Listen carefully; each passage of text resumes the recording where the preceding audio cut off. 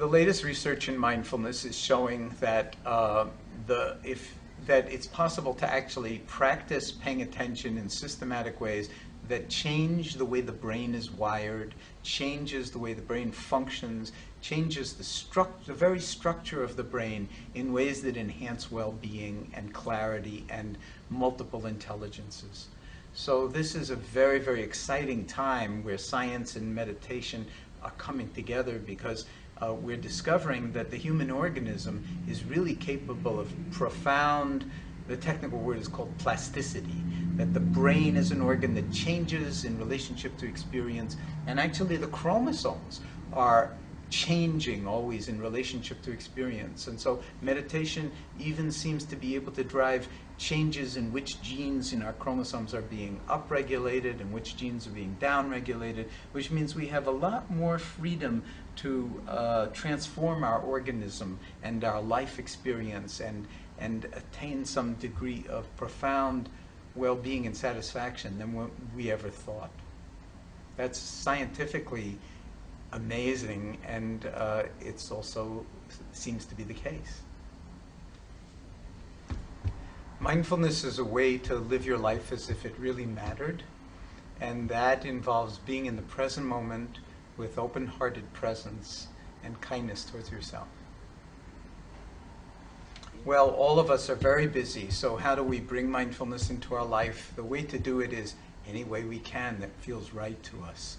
So there's no one right way to do this, but certain ways in which we cultivate awareness can be very valuable.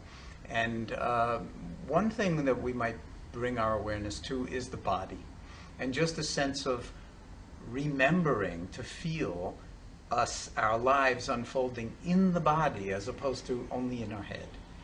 So that can be done in many different ways, a sense of the body as a whole, walking, sitting, eating, moving, or just being in touch with the breath, one's own breath, and the feeling of the breath coming into the body, the feeling of the breath leaving the body.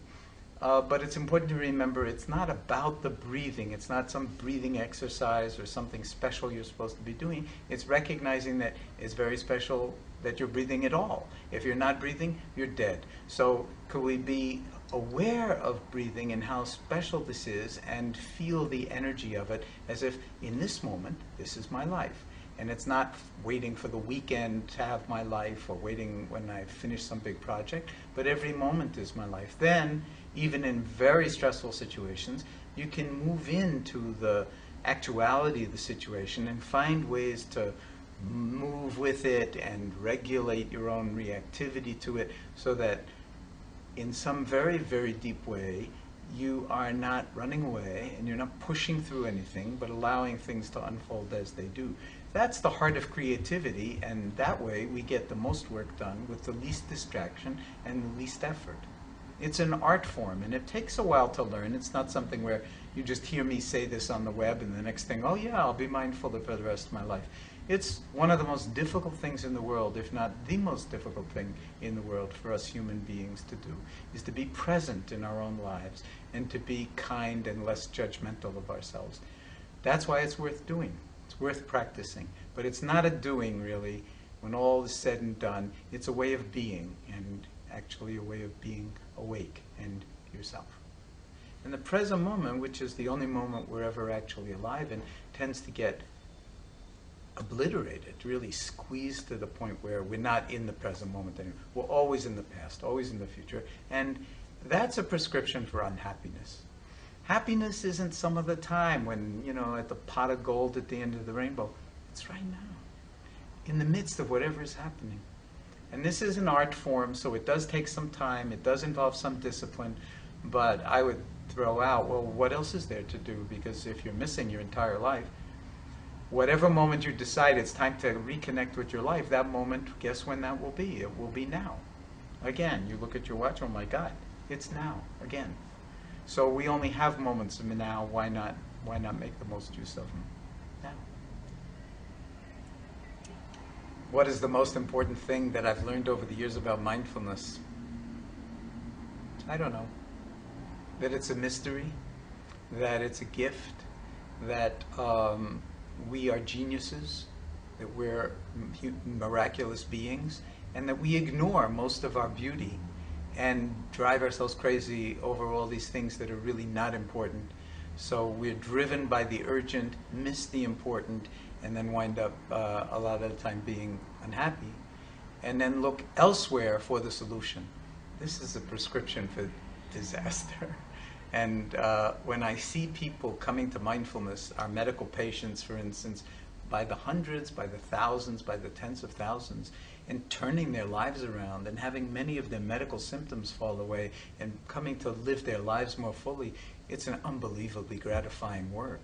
So this work is moving into medicine, it's moving into psychology, it's moving into psychiatry, it's moving into education, into the law, into government.